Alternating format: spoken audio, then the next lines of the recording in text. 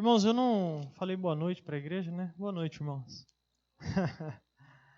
Irmãos, hoje nós vamos meditar num livro do Antigo Testamento, mas antes eu gostaria de passar aos irmãos um videozinho aqui. Por favor, Edson. Queria que os irmãos prestassem bastante atenção. São algumas crianças falando de um assunto muito relevante. O assunto é responsabilidade.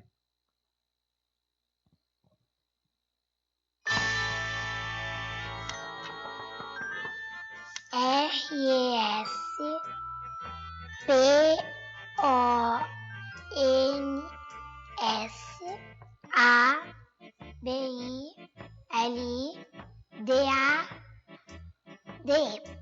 Para mim, responsabilidade é ser responsável. Uma pessoa que é responsável por alguma coisa.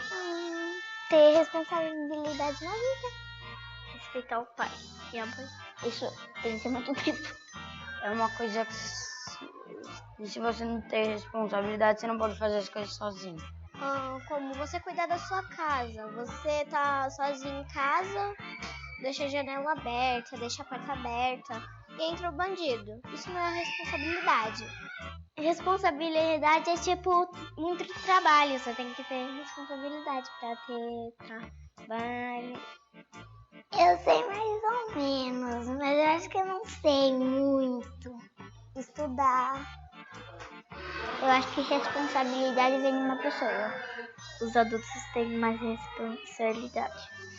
Porque eles já são maiores, já têm mais tempo que as crianças. Porque eles têm trabalho, tem que voltar pra casa, tem que comprar coisas, comprar comida, várias coisas. Mas a gente também tem responsabilidade. A gente tem que fazer a lição de casa, a gente tem que chegar no horário certo da escola. Porque assim, adulto não quebra nada. E criança chega da escola, deixa a mochila jogada em casa e quebra um vaso de flor. A mãe fica irritada com a gente, vamos levar um castigo, tomar banho e vai dormir. Quanto mais velho você fica, mais responsável você fica. É uma coisa boa, porque você pode ter mais coisas sendo responsável. Bom, mais ou menos, né? Pra infância é ruim. Essa é a ótica infantil sobre responsabilidade, né? Os irmãos viram que ela falou do vaso, né? Que a mãe quebra o vaso, ela quebra o vaso, que os adultos nunca quebram nada. Nós temos um problema sério lá em casa, né, amor? Cíntia quebra bastante lá. Mas, irmãos, eu queria chamar a atenção dos irmãos para 3 frases dentro desse monte de frases que os irmãos ouviram. 3 frases muito importantes. Na verdade, 3 frases que vão nos ajudar a iniciar o nosso pensamento bíblico, né? Daqui a pouco nós vamos ler o texto bíblico, sobre esse assunto. E esse assunto que nós vamos falar hoje, que é responsabilidade, foi despertado pela mensagem do pastor de domingo. Irmãos, em casa, estudando o GECOM, ouvindo a mensagem do pastor, essa palavra responsabilidade não saiu, os irmãos do meu GECOM sabem disso. Eu cheguei muito quebrantado no GECOM, pela palavra ministrada no domingo. O pastor usou uma expressão logo no começo, uma ilustração, e o pastor falou a seguinte frase assim: nem tudo aquilo que é cheio é bom. Né? E várias coisas da mensagem ficaram gravadas no meu coração, mas nós vamos falar ao longo do tempo nosso aqui de meditação da palavra. Mas eu queria chamar a atenção dos irmãos para 3 frases específicas das crianças aqui. A primeira, por favor. Uma das crianças diz o seguinte: ter mais coisas, responsabilidade é ter mais coisas, e isso me torna mais responsável. Meus irmãos, de fato, isso é uma verdade, mas nem sempre. Acabei de citar o que o pastor comentou na mensagem de domingo. Às vezes nós queremos coisas, queremos oportunidades, queremos situações, e acabamos negligenciando todas elas.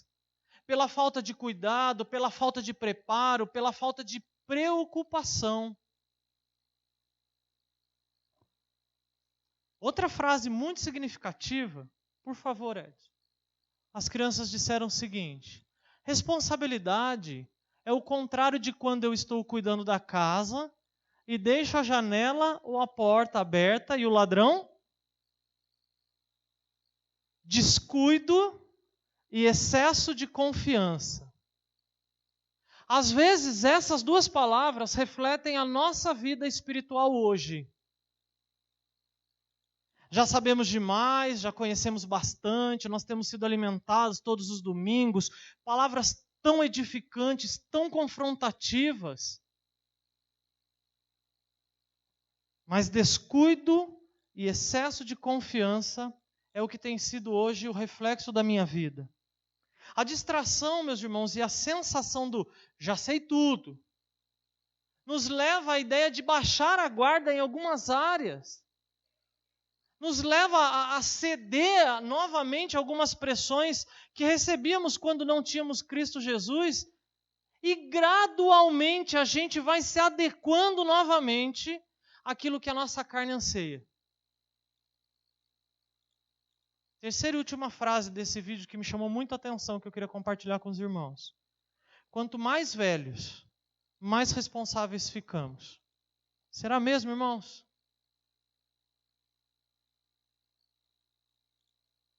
Talvez mais conhecimento adquirimos. Talvez mais experiências nós somos capazes de compartilhar que passamos.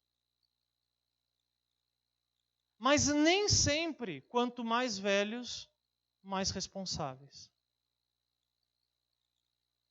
Como pecadores, irmãos, infelizmente nós temos que lutar constantemente contra a falta de uma responsabilidade bíblica diante daquilo que eu sou em Cristo Jesus.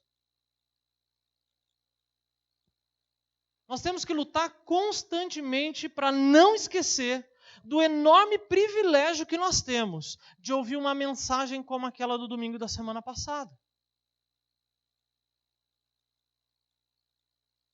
Hoje nós vamos olhar para um livro do Antigo Testamento. Hoje nós vamos olhar para o livro de Amós. Mas eu queria que antes da gente entrar numa leitura aqui, nós vamos olhar para Amós de uma forma um pouco mais panorâmica, irmãos. Então eu vou pedir para os irmãos deixarem sua Bíblia aberta em Amós. Nós vamos ver alguns textos importantes do livro, para os irmãos compreenderem, do que o livro se trata. Mas antes da gente entrar nos textos propriamente dito, eu só queria começar lendo um texto de Amós, capítulo 3, dos versos de 1 a 2. Os irmãos podem acompanhar aqui na frente. Olha o que Amós diz. Na verdade, Deus usando Amós. De todas as famílias da terra, somente a vós outros vos escolhi. Portanto, eu vos punirei por todas as vossas iniquidades. Irmãos, terminou a mensagem, eu terminei de ouvir a mensagem de domingo, eu pensei assim, Senhor, tem misericórdia da minha vida. Porque diante de toda a humanidade, a Bíblia diz que antes da fundação do mundo, o Senhor Deus escolheu a mim. Ele mandou Jesus Cristo por mim.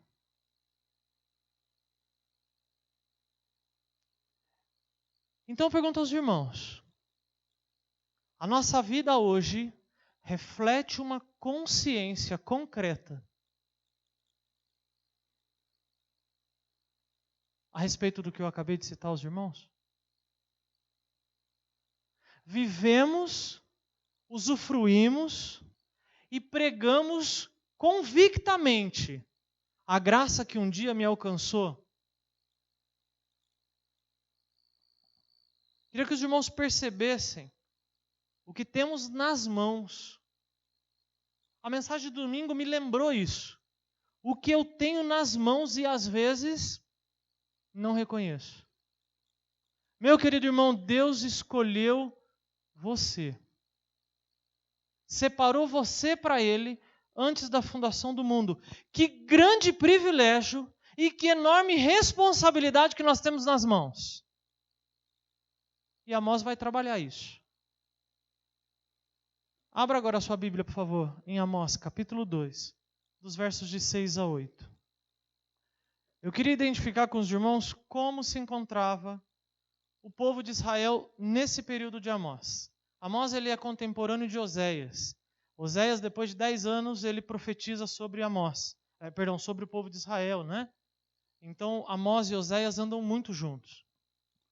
Diz assim o texto, Amós capítulo 2, dos versos de 6 a 8. Assim diz o Senhor: por 3 transgressões de Israel, e ainda mais por 4, não anularei o castigo. Vendem por prata o justo, e por um par de sandálias o pobre. Pisam a cabeça dos necessitados como pisam o pó da terra e negam justiça ao oprimido. Pai e filho possuem a mesma mulher, e assim profanam o meu santo nome. Inclinam-se diante de qualquer altar com roupas tomadas como penhor. No templo do seu Deus, bebem vinho recebido como multa. Vamos abaixar as nossas cabeças e vamos orar, irmãos? Pai querido, nós queremos te agradecer. Na verdade, eu te agradeço, Deus, pela palavra que o Senhor ministrou no nosso coração na semana passada, que nos lembrou, Senhor Deus, mais uma vez, de que foi pela graça que nós fomos alcançados, Deus, e de que o Senhor mandou Jesus Cristo para morrer por nós, Pai. Agora eu peço ao Senhor que a Tua palavra, Deus, fale ao nosso coração, que desperte a gente, Deus, a responsabilidade de reagir, Deus, a palavras como a de domingo. Possamos reagir, Deus, diante daquilo que o Senhor tem constantemente falado à Tua igreja, Deus. Reagir de forma bíblica.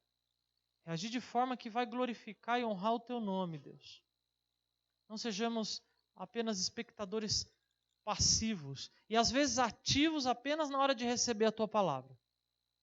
Mas que saímos daqui realmente transformados, Deus. Incomodados, encorajados a um viver santificado, Pai. No nome santo de Jesus, oramos e agradecemos. Amém.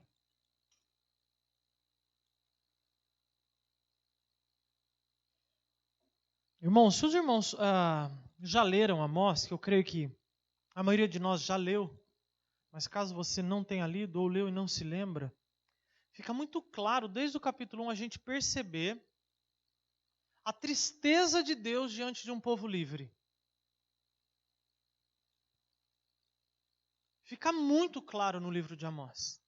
A maneira como Deus vem trabalhando com Judá, e depois como Deus vem trabalhando aqui com Israel, a tristeza no coração de Deus de ter dado ao povo tudo aquilo que o povo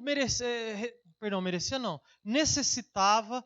Deus havia retirado esse povo do cativeiro, tinha dado a eles a oportunidade de reconstruir o templo, reconstruir os muros de Jerusalém, e agora diante de um povo livre, nós encontramos escravos. Um povo que por decisões próprias estavam voltando a se afastar do Senhor, porque deixaram as suas responsabilidades como crente e deixaram de zelar pela sua vida e pelo seu coração. Então fica claro para a gente, Edson, por favor, meu irmão, essa frase aqui, eu construí essa frase porque fica claro para a gente no livro de Amós isso. A falta de cuidado e o cumprimento de nossas responsabilidades, como fruto de reconhecimento da graça de Deus em nossa vida, nos conduz a um estado de novo endurecimento. Então, irmãos, por favor, os irmãos prestem atenção no que eu vou dizer agora. Você está a perigo agora. Estamos correndo perigo.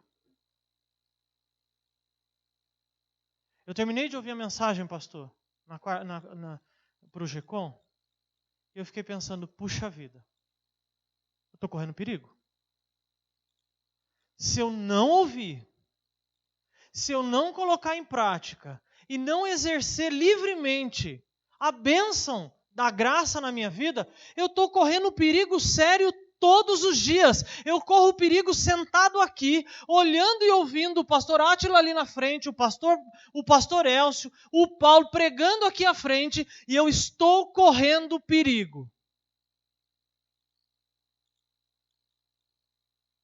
Amós, irmãos, era um simples criador de carneiros.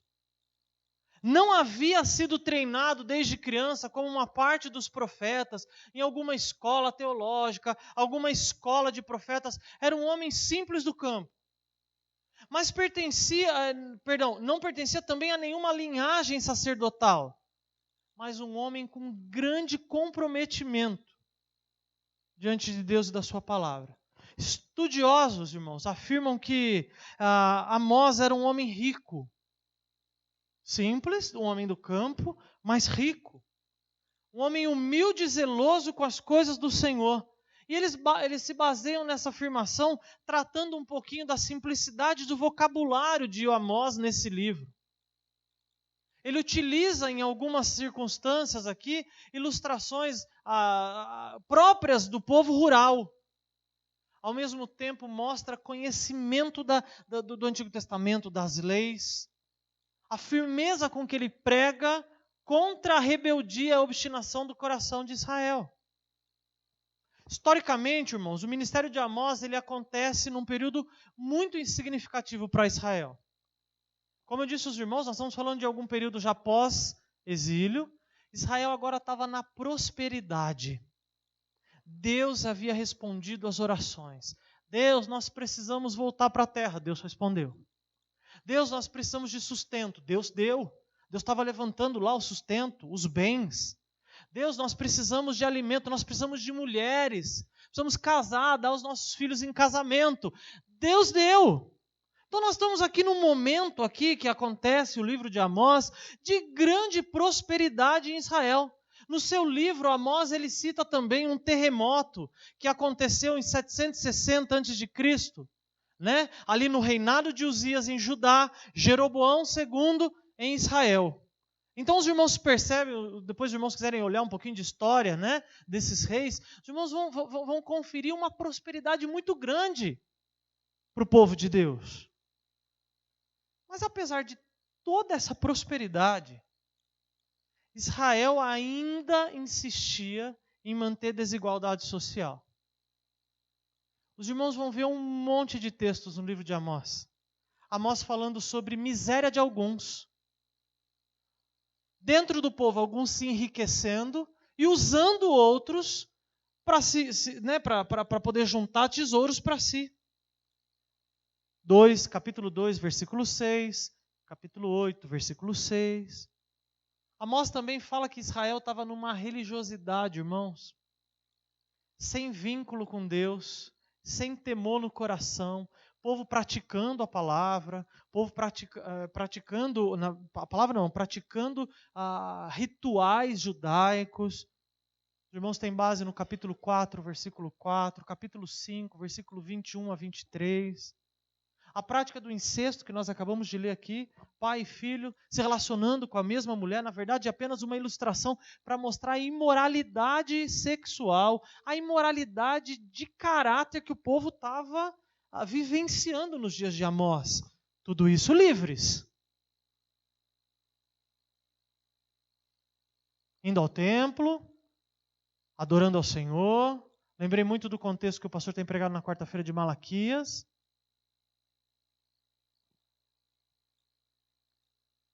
Amós chega a citar que já estava se tornando uma prática no meio do povo de Israel estrangular os profetas que se opunham à visão pecaminosa de parte do povo. Os irmãos têm base aí em capítulo 2, versículo 12, capítulo 7, dos versículos 12 a 13. O profeta se levantou e está nos confrontando. Mata o profeta. O problema é o profeta. Ele está falando que a gente não quer ouvir. Vamos odiar o profeta. Mata o profeta.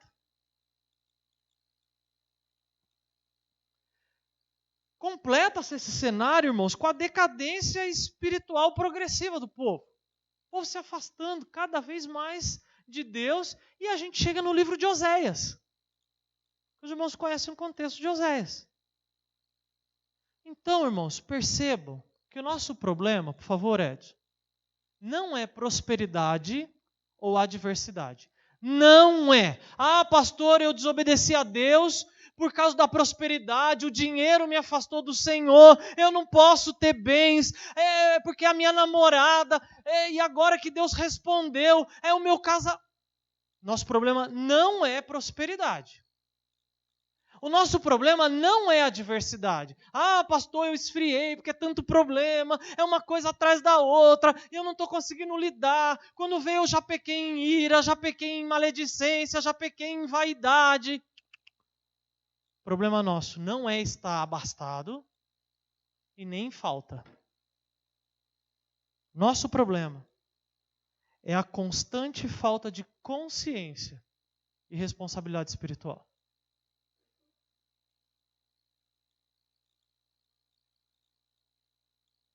Perdemos a visão da graça, da mesma forma como nós nos surpreendemos, depois de 17 anos de serviço à obra, e de 21 anos servindo a Cristo Jesus, eu me surpreendo ainda com uma mensagem que prega sobre a graça, e eu digo, Senhor, eu preciso viver isso.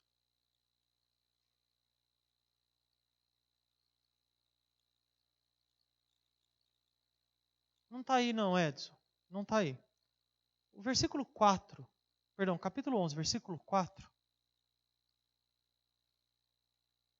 Deus mostra que mesmo o povo sendo livre, e até passando por essas adversidades que estavam agora vindo sobre Israel, olha o que o texto diz. E mesmo assim, vocês não se voltam para mim.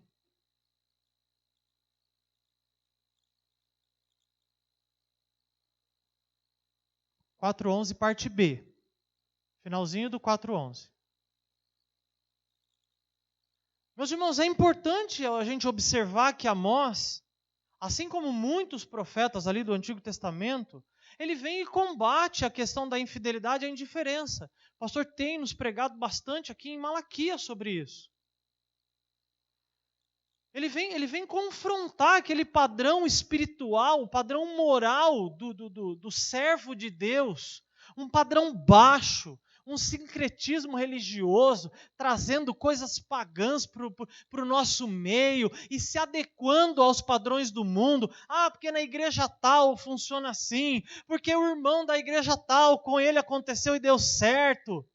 Aquela velha e conhecida história nossa, da gente nivelar a nossa vida espiritual pelos padrões mais baixos da igreja, só para a gente ter a condição de dizer, mas eu estou copiando o crente.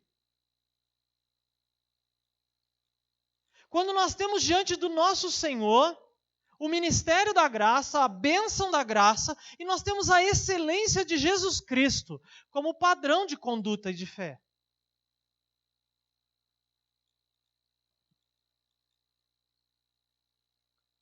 E, irmãos, isso que eu estou falando aos irmãos é o que nós chamamos de falta de reação à confrontação bíblica. Os irmãos vão concordar comigo que todos os domingos, quando os irmãos entram por aquela porta, os irmãos pegam a cumbuquinha, senta aqui, Deus coloca o homem que ele separou para vir aqui pregar, e ele distribui com a concha feijoada todos os domingos. Não é isso que os irmãos têm sentido? Ninguém tem saído daqui aos domingos com fome. Eu tenho certeza que nenhum dos irmãos saíram daqui no domingo passado, depois da mensagem sobre graça, com fome. Mas como bons degustadores de feijoada, a gente não sabe muito bem como administrar ela. Então a gente cai na sonolência logo depois de comer. Embora a mensagem impactante venha ao nosso coração, nos confronta, rasga, mostra aquilo que a gente precisa mudar, e a gente sai daqui incomodado, irmãos, com a mesma velocidade, ela é apagada quando a gente passa por aquela porta.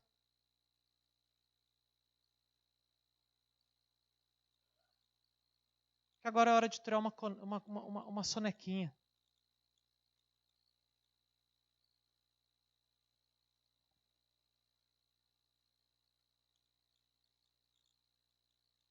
Meu querido irmão, eu não tenho como não perguntar isso. Com a mensagem de domingo passada, o que Deus mudou na sua vida?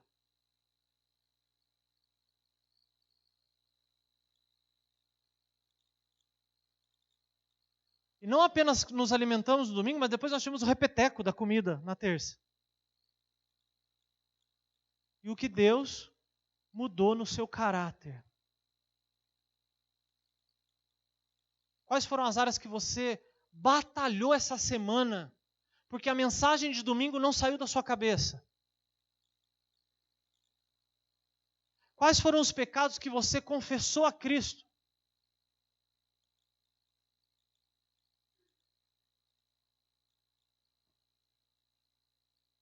Eu não estou falando apenas, irmãos, aquela velha mania nossa de achar, nossa, que texto forte, pastor, a palavra foi maravilhosa, falou o meu coração.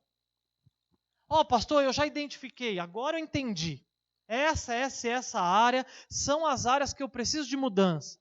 Mas eu estou falando aqui, irmãos, de quebrantamento, de nos achegarmos a Deus, confessando os nossos pecados, arrependidos, clamando a Deus que gere mudança real e contínua. Para Deus não adianta você dizer assim, eu sei o que é certo, mas Deus, meu coração não quer isso, eu vou fazer o errado. Continuamos agindo como pagãos e ímpios.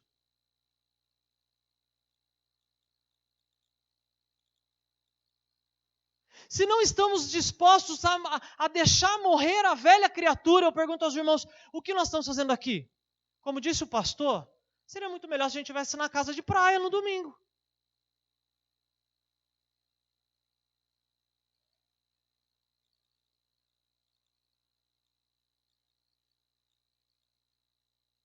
Onde estão os arrependidos?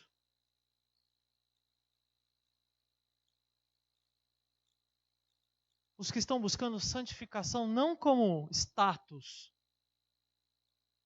não como a oportunidade de as pessoas pensarem alguma coisa ao meu respeito dentro de um período. Depois, quando não mais me interessa, eu vou viver conforme eu quero. Onde estão os arrependidos de coração? Contrário àqueles que buscam apenas a oportunidade de ter suas orações carnais respondidas.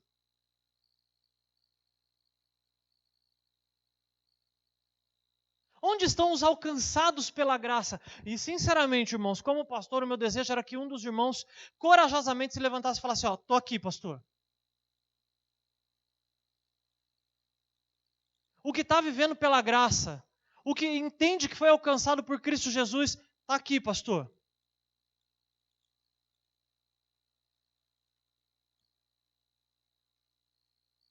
O povo se contaminava, dentro do contexto aqui de Amós, com os povos pagãos numa rapidez absurda. E arrastavam para o meio do povo de Deus todas as práticas enganosas, só não usavam a palavra gospel, que é o que nós estamos acostumados hoje. Eu pergunto aos irmãos, diferente dos nossos dias, os dias de Amós?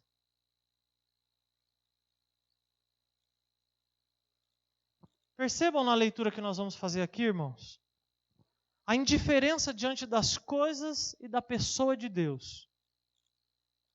E Deus, ele vem utilizando Amós e profetiza ao povo, traz a sua vontade, a sua mensagem ao povo, ruína e destruição.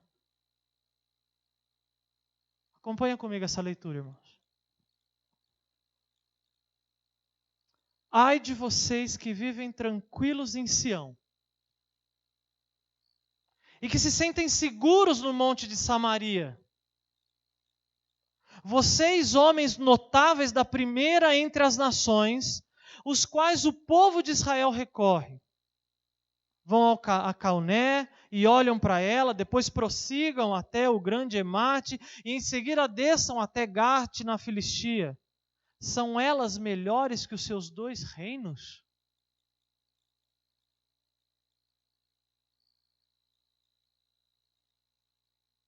Está tudo muito tranquilo para nós, irmãos. E é por isso que constantemente a gente vai lá no meio dos ímpios e diz assim, tem coisa aqui melhor, uma oportunidade nova de emprego, eu vou crescer posicionalmente na sociedade. É esse padrão de namoro que vai responder rapidamente à ansiedade do meu coração. Deus pergunta para o povo, vá até esses ímpios e olhe para eles. Você acha que eles são melhores? Que eles têm as coisas melhores do que os seus 2 reinos têm hoje? O território delas é maior do que o de vocês? Vocês acham que estão se afastando do dia mau, mas na verdade estão atraindo o reinado de terror. Irmãos, olha a seriedade desse texto. Vocês acham que estão satisfazendo os desejos do coração, quando na verdade estão cavando a própria cova. Rejeitando a mensagem da graça, rejeitando o controle soberano e amoroso de Deus, irmãos, estamos descendo a nossa própria sepultura. E trazendo a desgraça do pecado na minha vida e na vida das pessoas à minha volta. Com a desculpa do, eu não consigo, pastor. Deus continua. Vocês se deitam em camas de marfim e se espreguiçam em seus sofás. Comem os melhores cordeiros e os novilhos mais gordos. Dedilham suas liras como Davi e improvisam seus instrumentos musicais. A gente cultua, vem aqui, toca no louvor, a gente entrega o nosso dízimo com um coração infiel. Zombando de Deus e do culto público. Zombando desse momento tão espiritual e tão maravilhoso, que é a junção da igreja para cultuar a Cristo de forma pública. Ministramos aulas, pregamos para as pessoas que não conhecem a Deus, com um coração dividido, mentiroso.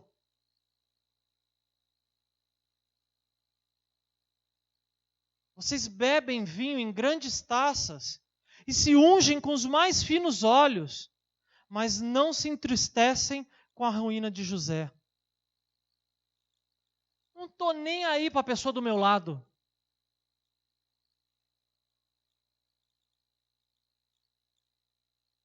Não me interessa se essa decisão minha vai ser uma péssima referência para o Leandro. Se eu vou fazer outras pessoas caírem no pecado.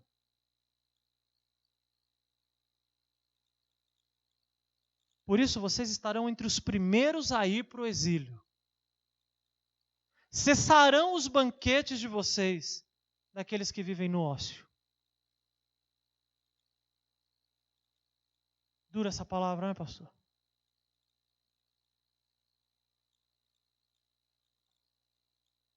Está tudo bem, você está achando que está tudo bem na prática do pecado? Tem dias contados para isso acabar. Você está feliz, longe de Deus, tomando as suas próprias decisões. Mesmo aqui sentado aqui, ó, participando, cultuando, fazendo, tocando, dando aula, ministrando, entregando dízimo. Dias contados, diz Amós.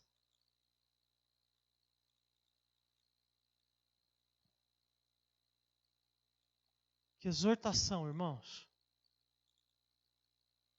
Que peso que essa palavra deveria exercer para esses homens aqui de Israel e de Judá.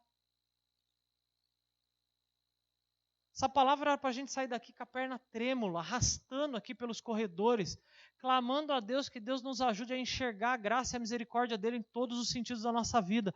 Era para a gente estar fazendo fila agora para começar a confessar pecado. Simplesmente porque antes da fundação do mundo, Deus escolheu você.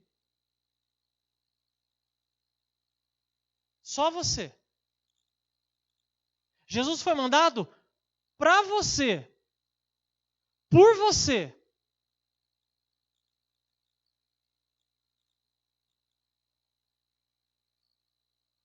Os irmãos estão percebendo com esse texto de Amós? A responsabilidade de sermos servos de Cristo Jesus e de viver como um salvo diante desse mundo que a Bíblia diz que jaz no maligno. Irmãos, o pecado produz exatamente isso no nosso coração. E muitas vezes nós estamos aqui sentados, entramos aqui para o culto, sem perceber a importância de textos como essa sequência maravilhosa. E entendam a palavra que eu vou dizer, destruidora de Romanos. A pregação de Romanos tem me destruído e maravilhosamente me restaurado.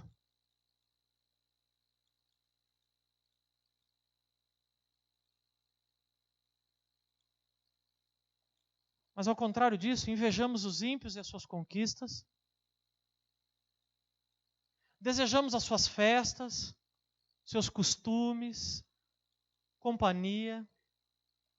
Queremos nos tornar iguais a roupa, cabelos, relacionamentos, práticas de cultuar, seja lá o Deus que você serve lá na sua religião.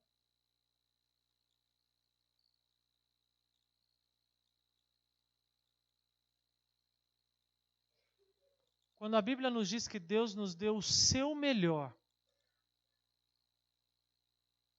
o seu Filho unigênito, como posso eu, entendendo graça, chegar com aquilo que eu tenho oferecido para Deus hoje?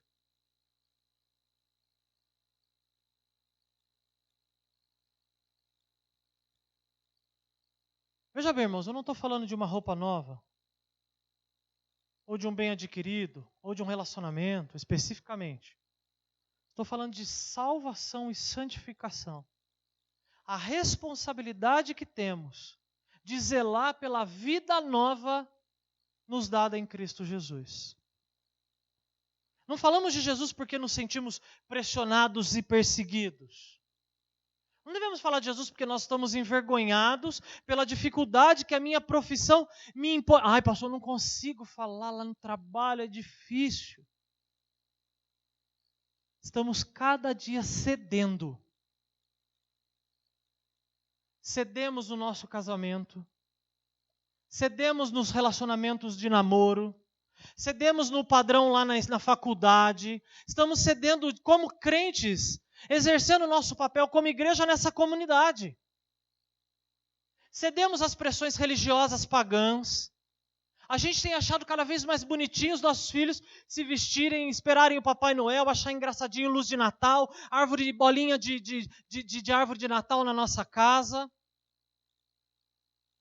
Cedemos às mentiras, cedemos aos enganos, às distrações.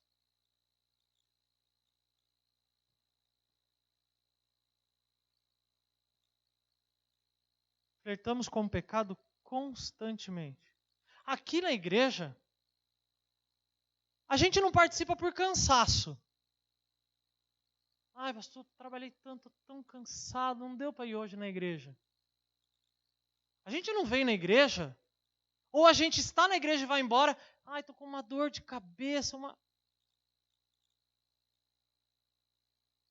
A gente não se envolve nas programações de edificação ou nas programações de evangelização, porque, nossa, eu trabalhei a semana toda, pastor, eu não fui chamado para isso, tenho vergonha de bater na porta do outro.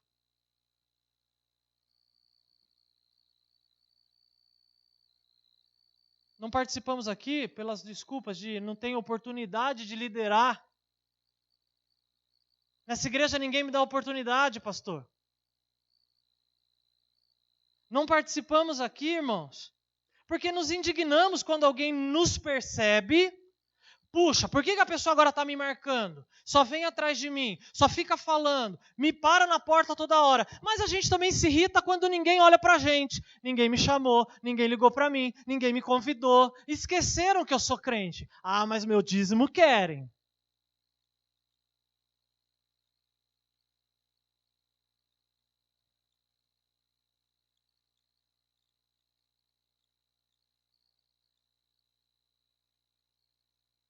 faltamos do culto ao Senhor e do cumprimento das nossas responsabilidades com a mesma velocidade que aparentemente a gente entende o que é graça quando é pregada. A graça não pode ser um momento na nossa vida. O entendimento dela não pode acontecer num período de 1 hora de pregação. Eu tenho que viver graça, respirar graça e agir com graça.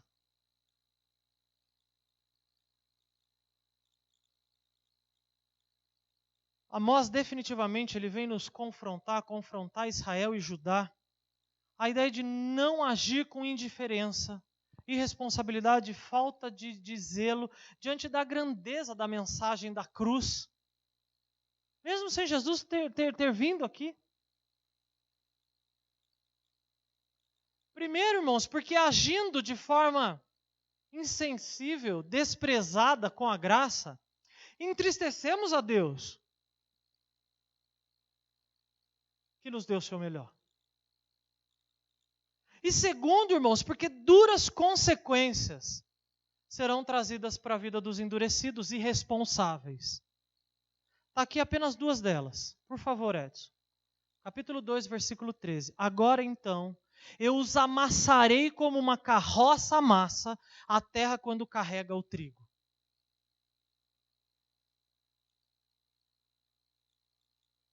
Dureza, irmãos. Não parece que Deus está falando com o seu povo. Eu os amassarei da mesma forma como a carroça passa pela plantação de trigo, e aquele trigo agora não vai servir para mais nada.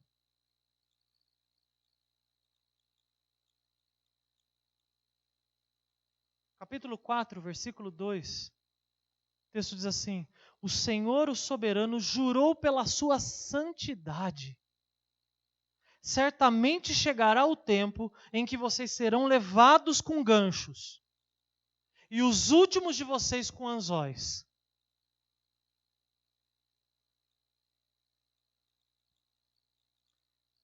Ah, se pelo menos um pastor lá na época de Malaquias, o sacerdote, fechasse a porta do templo e não deixasse o povo pregar, não deixasse o povo vir ofertar aquele novilho manchado, defeituoso. Mas agora todos, os que não forem levados por ganchos, serão arrastados pelo pecado nos anzóis.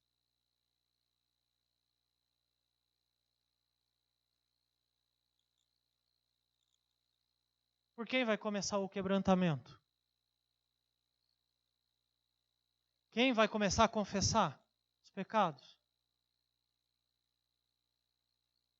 Qual vai ser o primeiro que vai pegar fila aqui?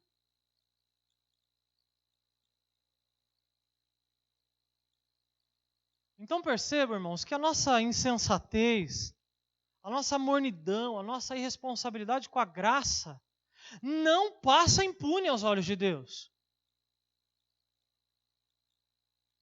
Não vai passar impune. Temos a tendência, irmãos, por mais que a gente fale, por mais que os irmãos saibam, mas nós temos a tendência de acreditar que Deus terá misericórdia de nós e não responderá à nossa desobediência. E aqui o texto nos mostra mais uma vez que isso não é verdade. Deus realmente tem misericórdia de nós. Mas Ele permitirá que as consequências das nossas escolhas venham sobre a nossa vida, sobre a nossa casa, consecutivamente sobre a nossa igreja.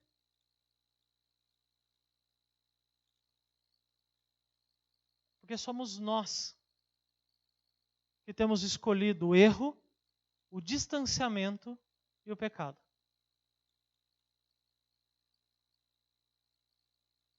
Observa, por favor, o capítulo 5, versículo 7.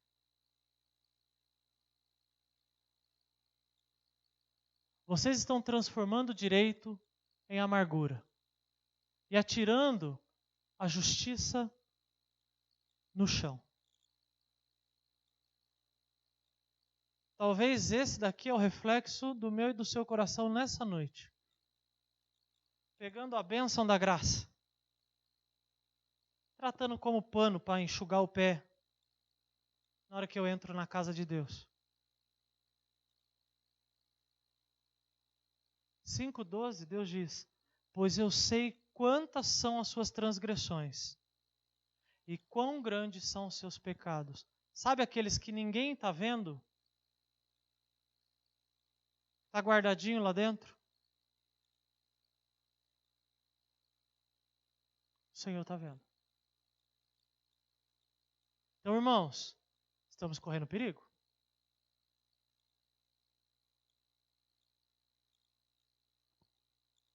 O que Israel então deveria fazer, pastor? Diante desse cenário aqui tão difícil, de confrontação e de duras consequências, o que aconteceria com eles? Deus vem e adverte eles no capítulo 5, versículo 4, Deus diz assim, ó, busquem-me, e o que diz lá, irmãos? Vamos ler juntos? Deus diz para eles, busquem-me e terão vida. Está aí o segredo.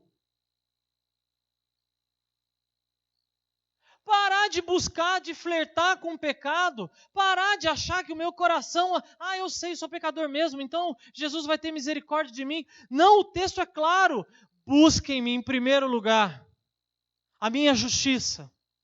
E as coisas vão vir na sua vida, porque eu, antes de mais nada, lhes acrescentarei vida, e vida em abundância.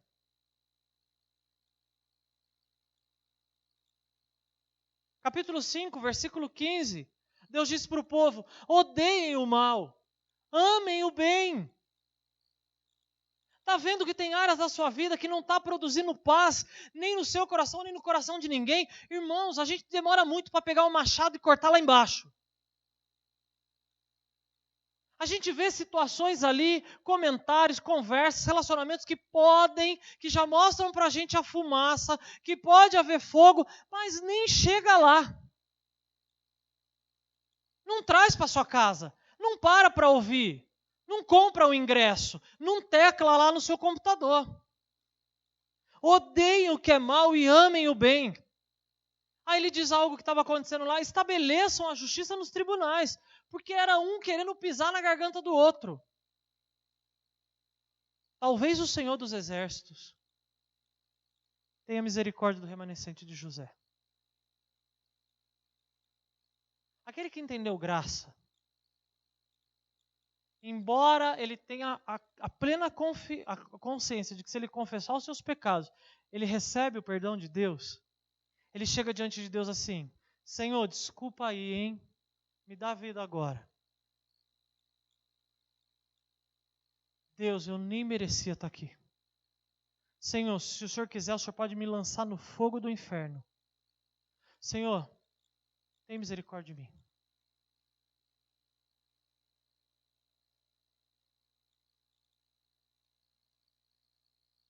Estamos aqui diante da bênção do recomeço, irmãos. Deus nos ensina como fazer, como recomeçar, como de fato abandonar aquilo que me afasta de Deus e voltar os meus olhos, os meus caminhos para o Senhor. Esse texto aqui nos convoca a desfrutarmos da proteção e da vida em obediência a Deus e a sua palavra. 1 João, capítulo 1, versículo 9, os irmãos conhecem, eu nem coloquei ele todo aqui. Eu diz assim, se confessarmos os nossos pecados. O que diz lá? Irmãos, quer bênção maior do que essa? O que a gente precisa? A gente precisa de cadeira nova, a gente precisa que Deus trovoe alguma coisa no céu, a gente precisa de dinheiro no bolso, bastante dinheiro lá na conta. Deus mesmo precisa te dar, sei lá, um relacionamento, uma namorada, você se sentir pleno, feliz, satisfeito.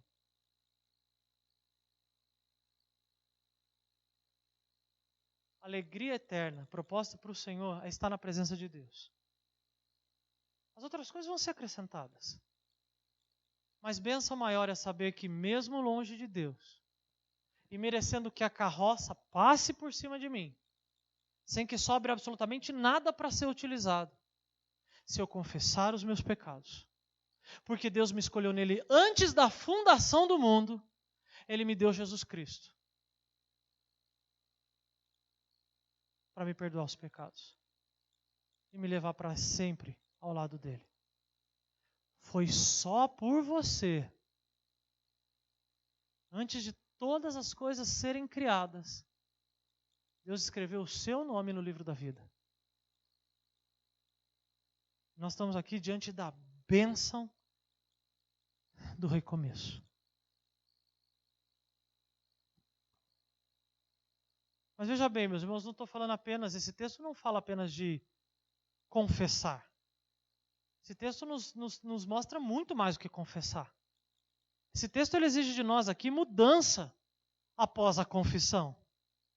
Uma mudança ocasionada pelo Senhor e por causa do Senhor.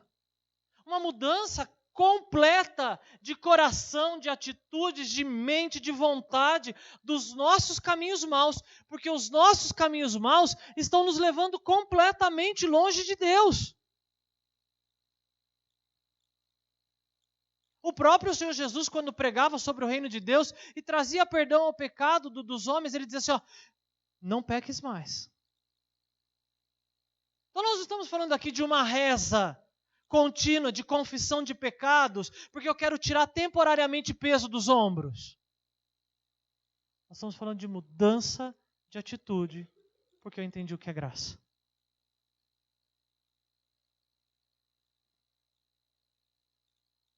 O viver responsável com a graça, irmãos, é olhar para o amor de Jesus. Olhar para o amor perdoador e restaurador de Jesus, que mesmo diante dos nossos erros, diante das nossas escolhas enganosas, nos dá a oportunidade de voltar a viver com Ele. Mas não de forma negligente. Não no desculpa aí, Jesus. Ó, Jesus, eu quero teu perdão, mas eu não quero compromisso nenhum de mudança. Viver com Cristo exige confessar, abandonar para restaurar. Viver com Jesus exige de nós confessar, abandonar para restaurar. Se não for desse jeito, é temporário, é mundano e produz morte. É isso que Deus espera de nós, irmãos. Para nos encorajar como um Pai amoroso e que exige de nós responsabilidade e comprometimento com a graça, Ele não apenas nos adverte, não apenas nos mostra o que fazer ou aonde estamos errando, mas também nos dá restauração. Olha a promessa de restauração em Amós, capítulo 9, dos versos de 11 a 15. Para aquele que ouvir, para aquele que entendeu que foi ministrado, a palavra de graça pregada, a palavra de confrontação da roda da carroça que passa pela vida dos desobedientes, os tornando inúteis, a promessa da restauração. O texto diz assim: naquele dia levantarei a tenda caída de Davi, consertarei o que estiver quebrado e restaurarei as suas ruínas. Irmão, quer estar bem?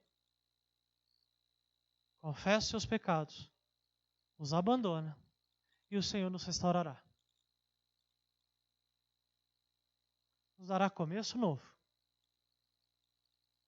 Oportunidade nova de honrá-lo. O texto continua. Eu a reerguerei para que seja como era. Quanto mais velho, mais responsável, então quanto mais tempo com Deus, mais íntimo. Deveria ser assim. Para que o meu povo conquiste o remanescente de Edom e todas as nações que me pertencem, declara o Senhor. Que realizará essas coisas. Dias virão, declara o Senhor, em que a ceifa continuará até o tempo de arar. Para o agricultor, irmãos, isso é bênção.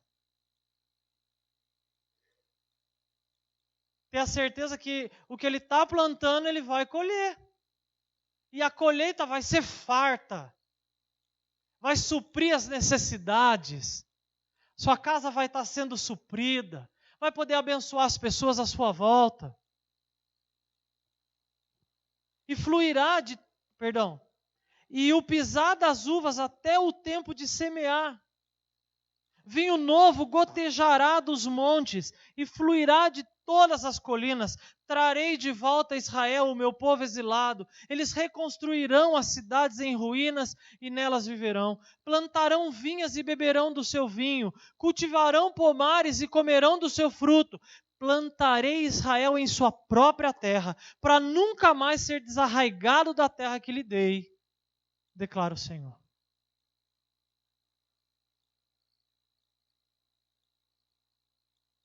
Eu quero o céu, eu almejo o céu, e eu devo lutar constantemente para ser encontrado como alguém digno do céu.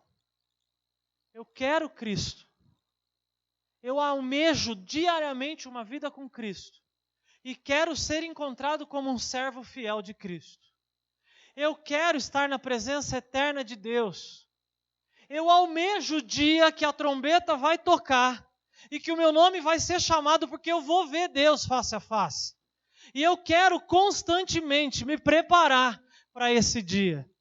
Esse é o desejo do meu e do seu coração. E a Bíblia diz que para o obediente, essa é a bênção.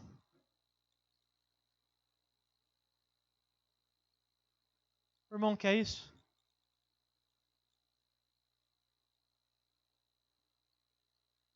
Às vezes, irmãos, nos perdemos na insensibilidade dos nossos dias, na correria das coisas, e passamos a ter como referência de vida cristã crentes descompromissados, irresponsáveis e que vivem só de aparência enquanto lhes convém.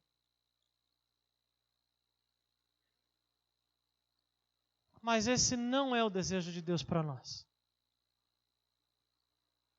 A promessa aqui de alegria, a promessa de suprimento diário e eterno. Há aqui para a gente promessa de vida santificada para o fiel obediente. Para aquele que ouve a palavra ministrada de Deus e permite que a palavra de Deus penetre no seu coração e o transforme. Há promessa para aquele que deseja a proteção e o cuidado de Deus. Seremos guardados e supridos em tudo. Esse é você?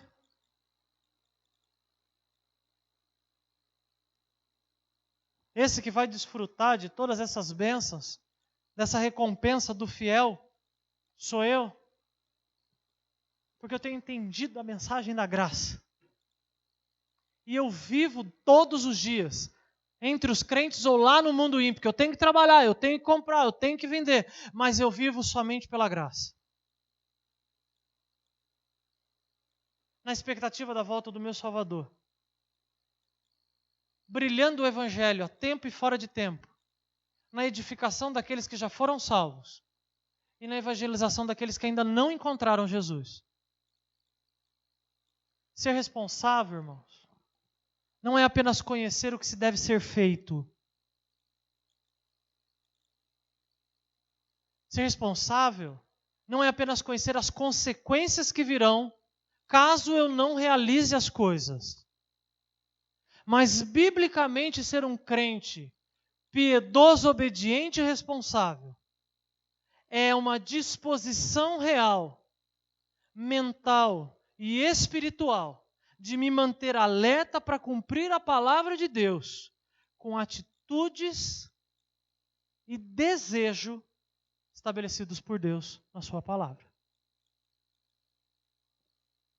Meu desejo, a minha oração é que não saiamos daqui mais uma noite como o irresponsável apresentado pelaquela garotinha que disse o seguinte: irresponsável é aquele que deixa a porta e a janela da sua casa aberta.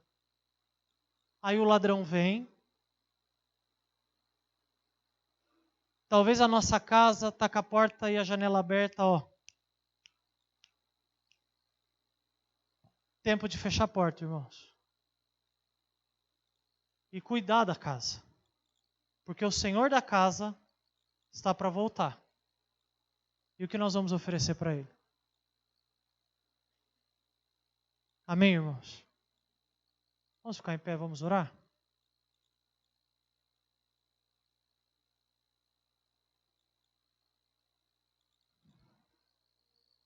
Irmão, se apegue na bênção da restauração. É necessária a confrontação para a gente enxergar os nossos maus caminhos. Mas a bênção da restauração é a excelência de Deus para a vida do crente. Deus quer que todos nós estejamos uma vida santificada, numa vida plena de comunhão com Ele. Ele já nos deu tudo aquilo que a gente precisa. Nos deu uma igreja boa, que serve feijoada. Nos deu o Espírito Santo dele, que habita, ele não vai e volta, ele habita em nós. Nos deu a palavra, que é lâmpada para os nossos pés. Nos deu o sangue precioso do seu Filho. Deus nos deu o melhor dele.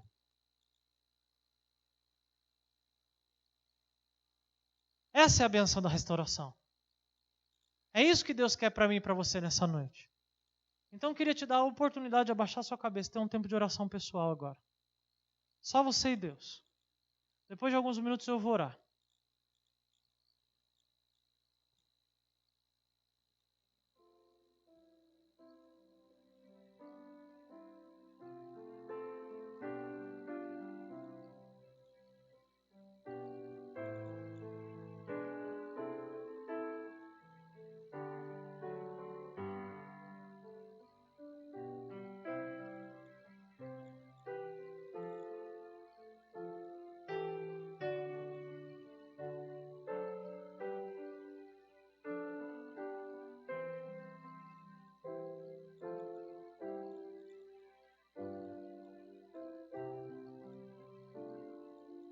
Deus, nós não podemos sair daqui iguais, Deus.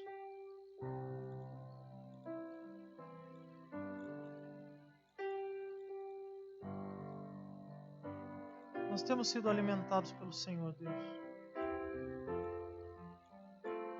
Nós temos sido constantemente ensinados e advertidos quanto à Tua graça.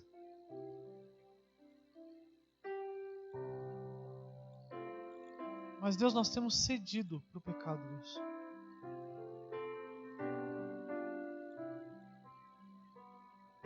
E a começar de mim, Deus, eu quero clamar ao Senhor, Deus, misericórdia sobre as nossas vidas, Pai. Nos perdoa quando a gente trata a Tua salvação, a Tua igreja, o viver contigo como um pano de chão, Deus.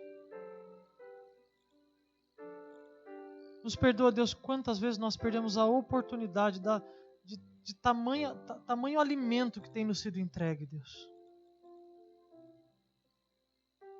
Nos perdoa, Deus, porque a gente tem tentado se adequar àquilo que nos afasta do Senhor. E Deus, o Senhor conhece cada coração nessa noite. O Senhor sabe o real estado de cada um de nós aqui nessa noite, Deus.